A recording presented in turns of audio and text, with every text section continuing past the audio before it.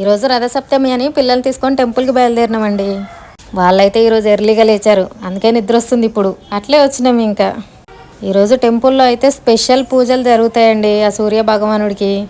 మేమైతే ఎర్లీగానే వచ్చాం. ఈరోజు సూర్య జయంతి అని కూడా అంటారు.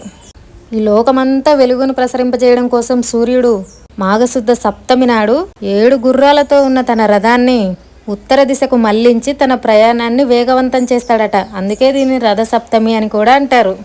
ఈరోజు సూర్యుడి అనుగ్రహం పొందితే అనారోగ్య సమస్యలు రావని నమ్ముతారండి. అందుకే మన యోగాలో కూడా ముందుగా సూర్య నమస్కారాలతోనే ప్రారంభిస్తారు.